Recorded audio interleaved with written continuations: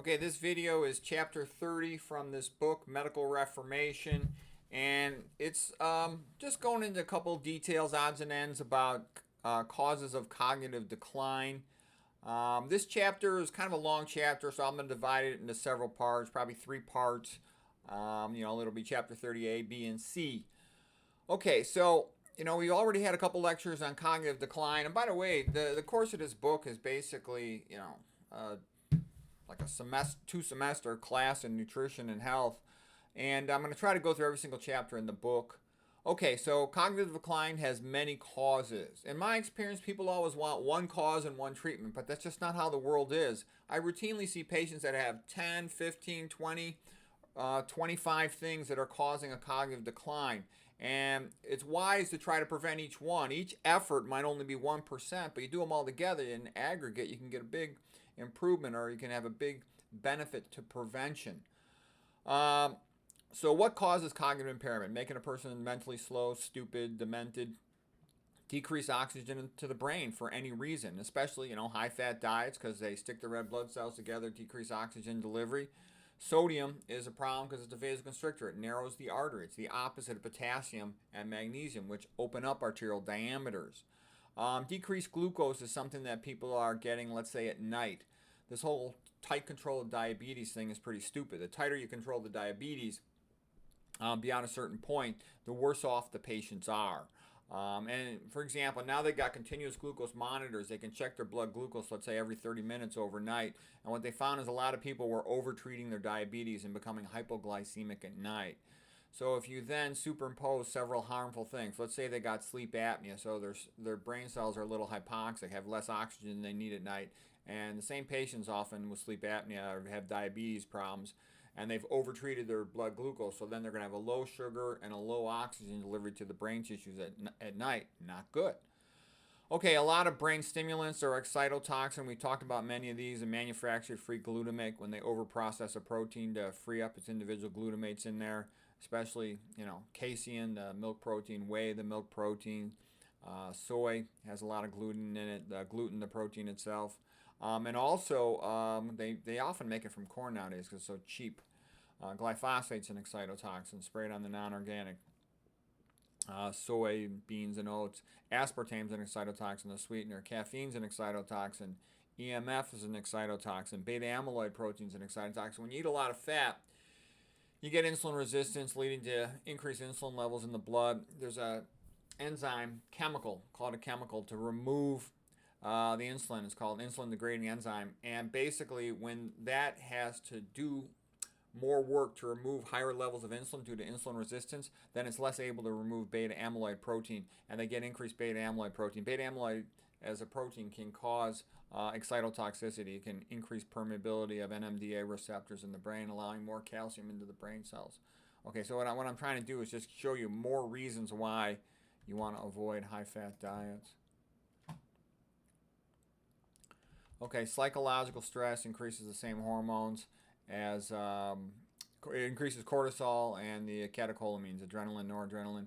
And basically, caffeine does the same thing. Sleep deprivation does the same thing. Other brain toxins like alcohol, marijuana, tobacco, toluene, diesel exhaust, cleaning chemicals, they all add up. And some food preservatives, we talked about that, especially in the context of being mitochondria inhibitors. So what I'm saying here is this is how a lot of people just get their brains destroyed, and they don't even have any idea what's happening. They're just like, oh, well, I'm getting older.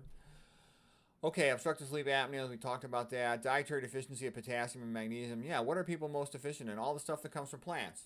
Potassium, magnesium, nitrates, the precursors for nitric oxide, and fiber and antioxidants. Okay, that's just the stuff that comes from plants. Those are the most common deficiencies in the nutrition of most Americans. Okay, head trauma. Head trauma is real common. Real common from football, from boxing, from some of these MMA sports, and from, of course, soccer. And it potentially can happen in other sports, in hockey or lacrosse and whatnot. Okay, Jill Bolt Taylor, her video, Stroke of Insight, was good. And the best thing about it, I thought, of the whole book was the idea that rehab wasn't just 3 months.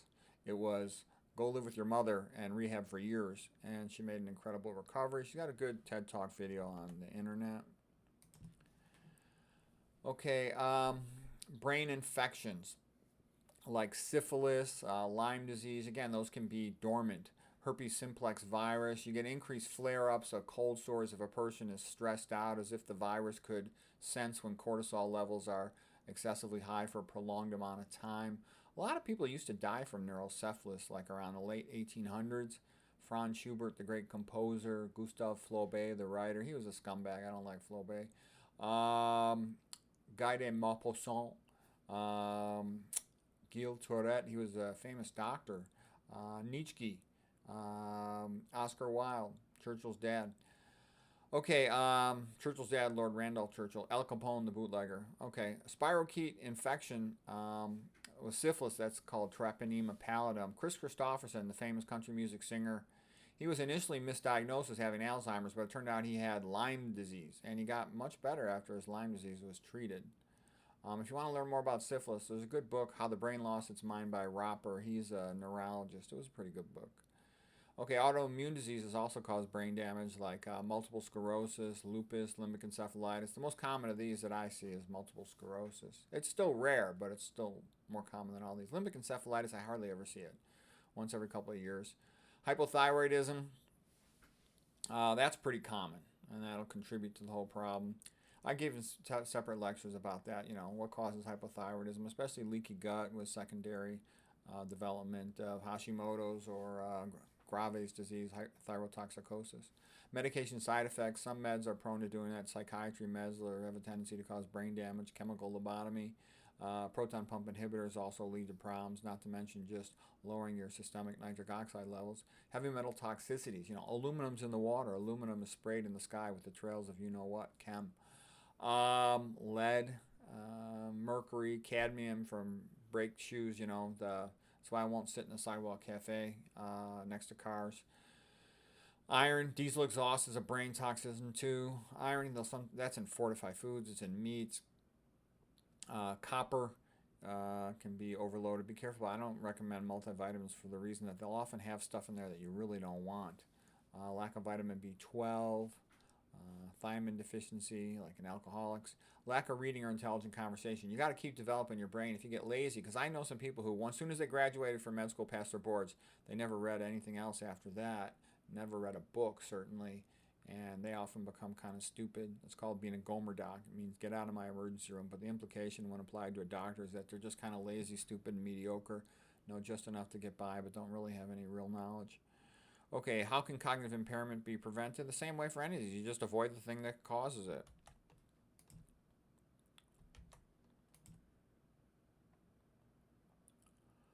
Okay, so what's the first step to understanding cognitive impairment? Yeah, watch some of these videos, read some books, but I go through this a lot. And it's sad, but in America, the system is designed to make you stupid and docile. I mean, right from birth, the mothers are typically eating a bunch of junk food, non-organic processed food, drinking tap water with aluminum in it and estrogenic chemicals. Kids are often born by C-section, which limits their gut flora from the beginning. Quite often the mothers only take off 3 months or less, and then they go back to work, and so the kid doesn't get breastfed for very long. A lot of these infant formulas, they're in an aluminum can with a BPA lining. Those are both neurotoxic. Sweetened with high fructose corn syrup. Let's see what else.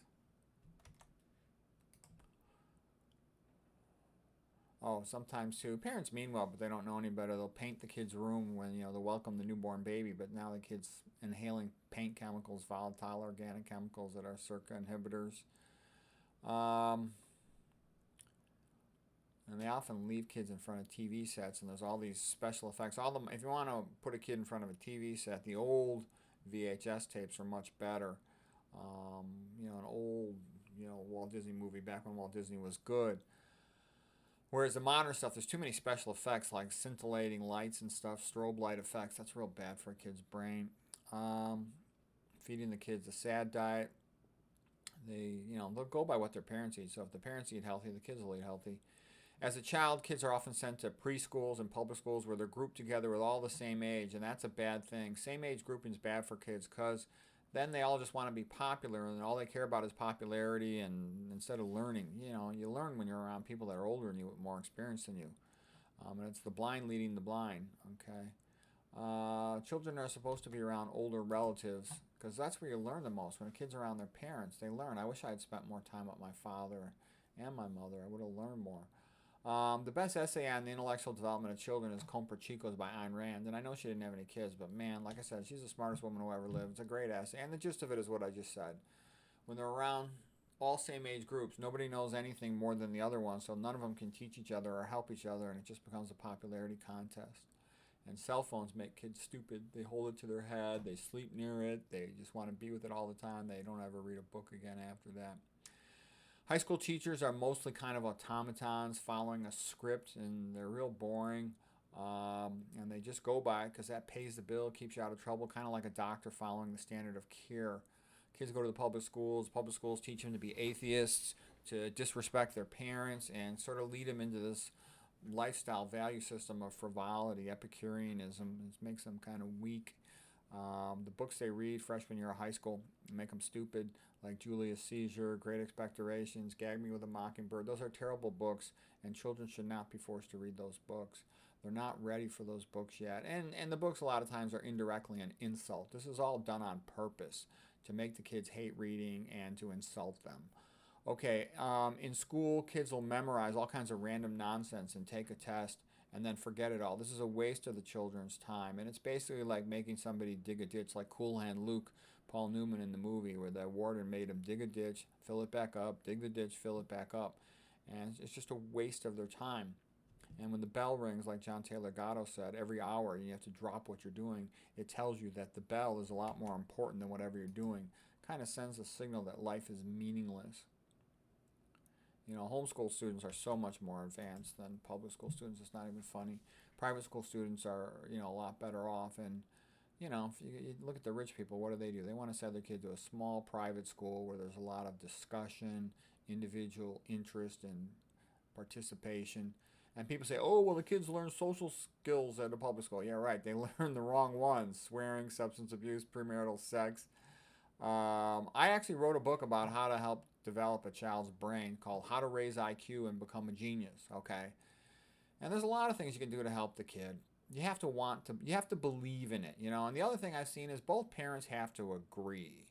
And like I said, my wife and I did not agree, and I think it caused problems that were to the detriment of the children, and it was simply because, there's something called the Hollingsworth rule, and if one person's IQ is 30 points above the other person's, the person's IQ, academic IQ, whatever it is for the context, for the domain, social IQ, they just don't understand the smarter person too well, and it was sort of like, it was hard for me ever to establish a policy with the kids because I was working all the time. Remember, I was a surgeon covering 3 hospitals, and so I would try to set something with the kids, and my wife would always think I was being autistic, obsessive, compulsive, crazy or something because she couldn't understand it. She's a doctor too, but I'm like a genius doctor. Okay, so what I was trying to say is I was trying to instill in the children kind of a philosophic sense of loving learning, like what my father gave to me.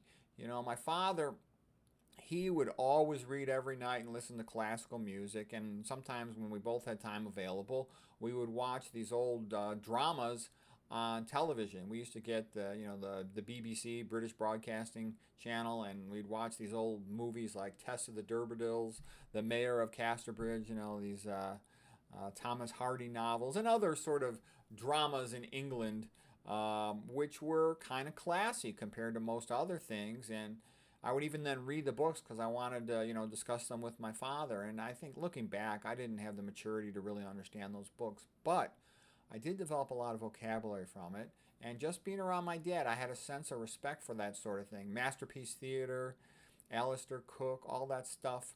There was some, decent stuff on television at that time. So anyways, what I'm trying to say is, if you get that going in a child, a love of learning, a respect for learning, a respect for scholars, they just teach themselves. I was very sort of disillusioned by school when I was young. Man, I was always the guy looking out the window, bored out of my mind. But I didn't like school, but I loved reading and learning. And later on, that really helped me a lot. Okay, we talked about the problems with head trauma. I actually think if you get the kid to like reading, everything else in school will take care of itself. I want to talk a little bit more about helping kids develop intellectually. A lot of people think swimming is such a great sport. I don't, because I think they have a tendency to over-chlorinate the pools. And I remember when I was at Stanford, I never met a single swimmer who I thought was smart. Maybe that's a little bit unfair, but I just think inhaling all that chlorine every day, which is toxic, uh, makes swimmers a little stupider than they otherwise would be. Concerned mom. What about golf? Oh, so this is coming from dialogues. A lot of times when I was discussing a subject, I would do kind of like a Plato's dialogue and have a bunch of people having a conversation. So concerned mom is where this dialogue came from. Okay, and she'd say, how about golf? I do think golf's a good sport in the sense that you meet a lot of rich people, so you're around rich people. You see how they behave, what they talk about, how their manners are. The only thing I don't like is they spray a lot of herbicides on these golf courses to make them look perfect with no dandelions, and you inhale that crap when you're walking around on them. What sports do I think are best for kids? I think tennis and cross-country running are the best sports. Tennis, again, same thing. You're around a lot of rich people. You're at the tennis clubs. It's good for your fitness. You can play all your life. You can play against men. You can play against women. You can play socially in doubles. So it just works well with a social life. Cross country, I like it because the same determination that gets you to run your best, for 3 miles, also gets you to study more. There's a lot of self-discipline. You have to do the thing that you're supposed to do, even though you don't want to do it. That takes maturity, discipline, and it's also like studying even when you don't feel like it.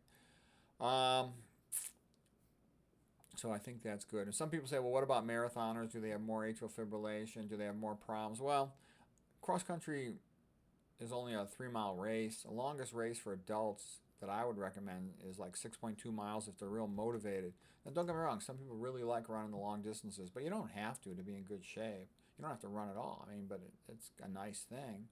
I had like an Achilles tendonitis from running so much that I actually had to eventually stop running because of that, for the most part, other than like warming up in wrestling practice.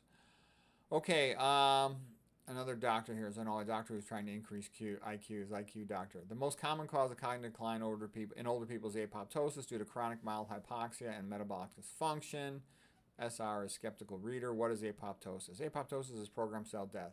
Apoptosis means a gradual, that's a key word there, gradual death of a neuron such that it can recycle itself, and its internal components are put into vesicles.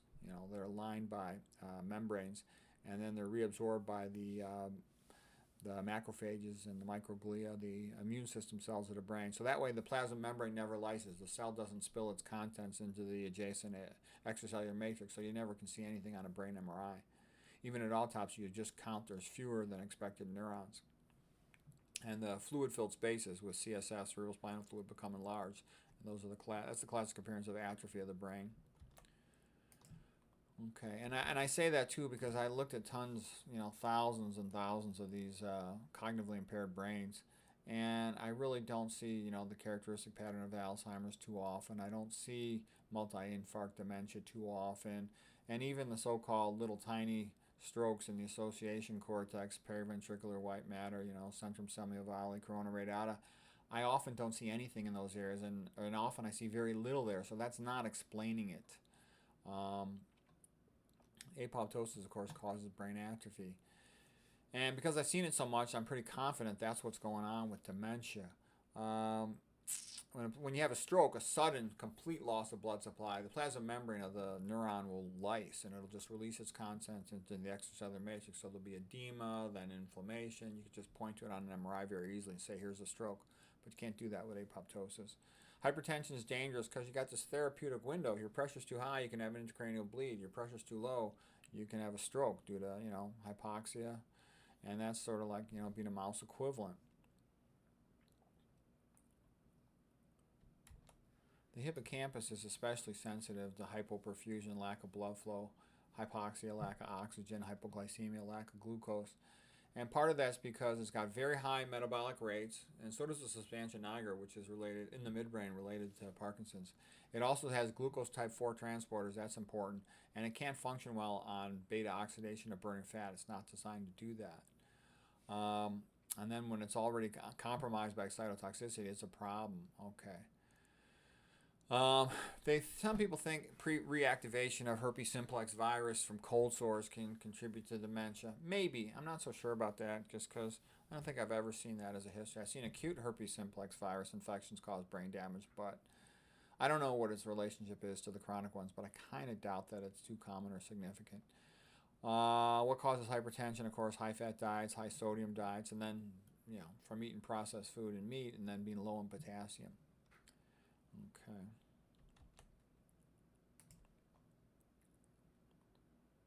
What's the significance of magnesium? You need magnesium for all your ATP pumps. Okay, you can't run your sodium potassium ATP pump without it. And if you can't run that, you can't run the battery of your cells along their plasma membrane. You can't run your neurons. Okay, and more people, the problem is not so much high sodium, but a relative deficiency of potassium for causing hypertension and all the sequelae of hypertension. We're made to eat about 10 to 1 potassium to sodium, but most people are eating almost the opposite of that, opposite of what our ancestors ate. And that messes up their plasma membrane gradients. The body has to do all kinds of compensatory maneuvers to reestablish those gradients where it wants them. Why does high sodium cause hypertension? Because it's a vasoconstrictor and inhibits endothelial nitric oxide production. Nitric oxide is made in endothelial cells, the lining cells of the artery, and it pushes some into it's a gas, nitric oxide. So some pushes into the lumen of the vessel, and it has an antiplatelet, antithrombotic effect. Some goes posterior into the wall of the vessel, into the vascular smooth muscle cells, and gets them to stop contracting. Okay. Neurons dedicate, in the ballpark of 50 to 65% of their energy to running those ATP dependent potassium sodium pumps on their plasma membrane. So it's a real big deal to get that plasma membrane voltage gradient and electrochemical gradient established. Why is hypokalemia not that common on blood tests? Well, most potassium is intracellular, and the blood tests often have an artificially high range. It's probably best to keep it above 4 or higher, rather than saying 3.5 is good. People are better off with serum potassium levels above 4. Plant foods routinely have potassium to sodium ratios of greater than 10 to 1, so you get a lot from that. Is it dangerous to eat too much potassium? Well, for most people, they would just urinate it out of their system if they have functioning kidneys. Somebody who's got kidney problems, though, they might need to talk to their urologist to help them manage their electrolytes. Okay, we're going to call it there for today. This will be the end of Chapter 30, Part A. We'll take up with the next one real soon, so I hope that was helpful.